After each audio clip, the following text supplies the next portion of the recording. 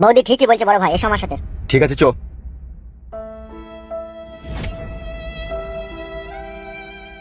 ছি ছি ছি ছি ছি, কি সর্বনাশটা হয় না হইলো। বিটি যদি আমার কিছু হয় তাহলে আমি কি করে সহ্য করব বলো দেখিনি। কাদা কুকুর বেটা জাহানের লোকের সাথে শত্রুতা করে রেখে দেবে। এখন যদি একটা দুর্ঘটনা ঘটে যায় তাহলে কি হবে বলো দেখিনি। উফ বাপ রে সহ্য করব কি করে রে।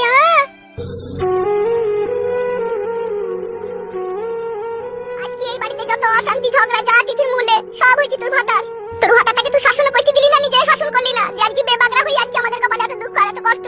আমার ছেলে যদি কিছু হয় আমি কিন্তু তোর ভাতাকে ছাড়বো না, তোকে বলে দিলাম আমি। তা আমাকে কি বলছিস, আমি কিছু করেছি নাকি? হালা ছুরি, তুই পুরুষ মানুষকে কেন ঠিক করতে পারিস না? তো আমার মেয়ে হয়ে তোকে আমি এত জ্ঞান বুদ্ধি দেওয়ার পরেও আমার আম্মা মেয়েটা হারামি দল আমার মায়ের কথা শুনে না দিদা, কথা শুনে না না তাকে টাইট করে না। ওই সেদিনকে রাতে মাকে বলতে তোকে কাঁদবো যে আমার একটা বিয়ে করবো তাই বলছিল। হালা তোকে যেরকম কথা বলে এই কথাগুলো তো আমাকে বলিস না। কি আর বলবো, তোকে বললি তো অশান্তি ঝগড়া বাড়বি। অত ভাতার পাগলা হইস না লো, ভাতার পাগলা বেশি হইলে ঘরে খোয়া হবে লো। তুই ছুরিকে আমি বুঝাইতে পারলাম না লো, আর তুই আমার বিটি হয়ে বুঝতে পারলি না। আমি মরে গেলি তোর যে কি হবে তা আমি খুব হারে হারে বুঝতে পারছি। বাপ কুট করাইতে চলে এসেছিস বাপ।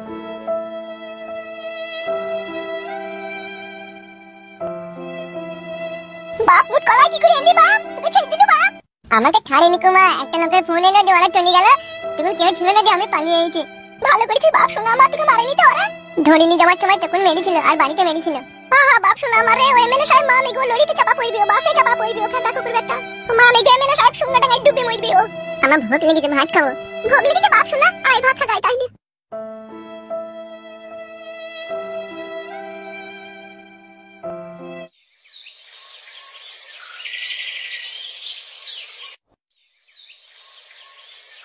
হবে তুই আর আমি যুক্তি করে এই কাজটা করলাম, এরপরে তুই এত টেনশন করলে আমারও তো টেনশন লাগবে। হবে তোর জ্ঞান বুদ্ধি কই দেবো কাচুদা। এমএলএ সাহেবের মেয়েকে তুই যে ইনকার করলি, করার পরে যে মেয়েটা মরে গেল, এরপরে যেটা হবে সেটা কি তুই একবার ভেবে দেখেছিস? ভেবে বাড়ার বাল হবে, প্রতিশোধ নিচ্ছি তো, ভেবে আবার কি করবে তা? এত বড় বড় কথা মারাছিস, তোর পায়ের তলায় মাটি কইবে। বে বুকাচুদা, তুই তো বললি এসব করছিস, দেখুন আবার ঘাড় পোকা মারাছিস নাকি তুই? বলেছিলাম ঠিক আছে, তুই বুকাচুদা যে আইজু মাইজু করে এমনি তেমনি ঠেলে তাকে মেরে দিবি, সেটা কি করে জানলাম বল? অত যদি তুই চিন্তা হয় বাড়া, তুই গ্রাম থেকে পালা, আমি একাই বিকাশ দত্তের সাথে লড়বো। তুই শালা বেঈমানের মতো কথা বলছিস। তুই আমাকে যুক্তি দিলি, তোর প্ল্যান অনুযায়ী সব কাজ হইলো, তুই আবার এখন ভয় করলে হবে কি করবে?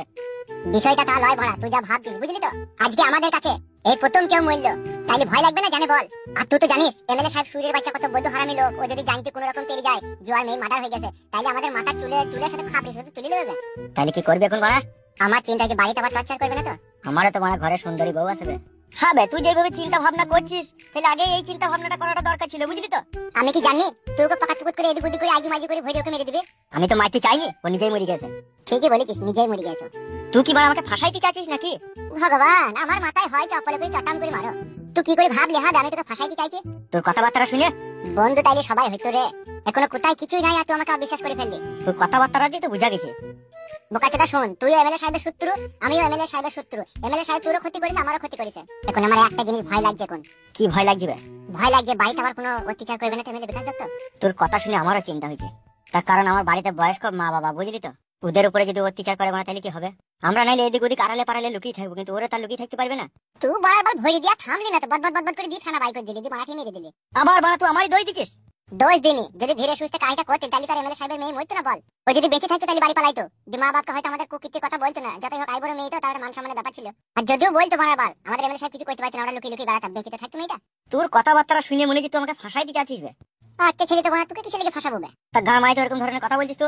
আসলে মেন কথাটা হচ্ছে জীবনে আমরা কাউকে কোনোদিনও নিজের হাতে মার্ডার করিনি, বুঝলি তো। এই জীবনে প্রথম মার্ডার, তা আবার রেপ।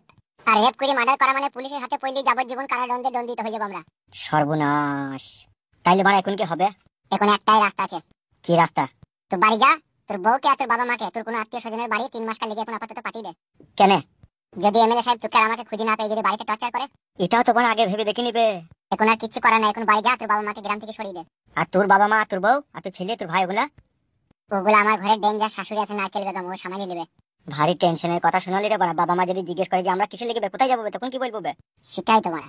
তো বাড়ি গিয়ে তোর বাবাকে আর মাকে আর বউকে বলবি আজকে আমরা খবর পেলাম এই গ্রামে রাত 12টার সময় বুম পড়বে, সব যার যার বাড়িতে কার কোন বাড়িতে কে বুম ফেলবে বোঝা মুশকিল। এইভাবে ভয় দেখাবে যে বাড়ি থেকে বাই করলে চলে যাবে, ঠিক আছে? পরে গিয়ে বলবি। ঠিকই বলেছিস মারা। তাইলে আর দেরি করিস না, বাড়ি চলে যা। তো আর তুই যাবি না বাড়ি? আমি এখন বাড়ি ঢুকবো না, বাড়ির আশেপাশে আড়ালে পাড়ালে থাকবো। বেশ ঠিক আছে, আমি বাড়ি চললাম, তাহলে তুই থাক। হ্যাঁ যা।